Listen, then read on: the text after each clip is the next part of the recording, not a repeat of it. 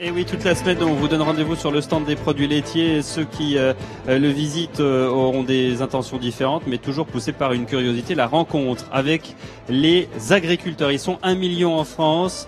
L'échange avec les exploitants dans toutes les filières, du lait aux céréales, en passant par les éleveurs d'animaux. Toutes vos questions à notre invitée. Aujourd'hui, elle vient du Tarn. Elle est agricultrice. Bonjour Céline Imard. Bonjour. Vous êtes vice-présidente nationale du syndicat JA. J'imagine que c'est Jeunes Agriculteurs. Absolument. Quel âge avez-vous? J'ai 32 ans. Vous avez 32 ans. Vous avez toujours rêvé d'être agricultrice?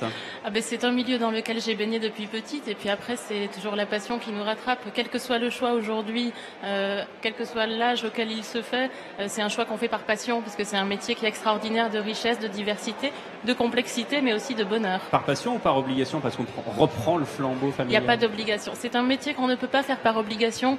Aujourd'hui, que ce soit au niveau de toutes les réglementations auxquelles on est soumis, de toutes les contraintes, mais aussi tout ce qui est le travail avec le vivant, c'est quelque chose qu'on ne peut faire que par passion. Alors, de la passion, des efforts, il en faut, parce que le monde agricole aujourd'hui, c'est pas simple. Le monde agricole aujourd'hui est en pleine mutation. La société et puis beaucoup de personnes nous attendent au tournant sur beaucoup d'interactions qu'on peut avoir par rapport à la qualité alimentaire, par rapport à nos interactions avec l'environnement.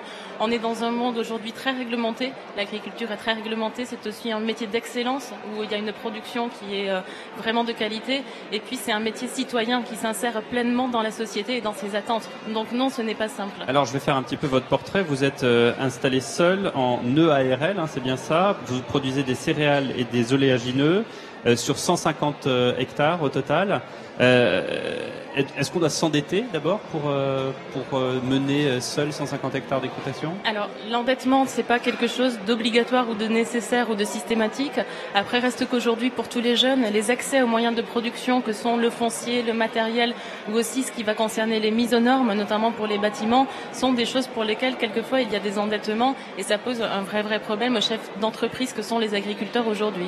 Alors, on va parler d'un sujet qui fâche, ce sont les pesticides. Vous nous dites clairement qu'aujourd'hui, sans les pesticides, vous ne pouvez rien faire. Alors, il ne faut pas schématiser à ce point. Il n'y a pas à être manichéen sur ce sujet. Les phytosanitaires, les pesticides, ce sont des moyens de protection des cultures. Au même titre que nous, on prend des antibiotiques quand on a des maladies, quand on travaille avec du vivant. Oui, mais l'antibiotique, ça n'est pas systématique. Absolument, tout à fait. C'est exactement ce qui se passe aujourd'hui dans l'agriculture. Quand on a des maladies, quand on a des champignons, des attaques de ravageurs, il y a un moment où il faut s'en prémunir. On a divers degrés de réponse. Ce n'est pas une application systématique de pesticides, mais il y a des moments où, quand il y a vraiment la qualité sanitaire des parcelles et de la production alimentaire qui est menacée, c'est une réponse qu'on fait en dernier recours pour pouvoir garantir la qualité de la production.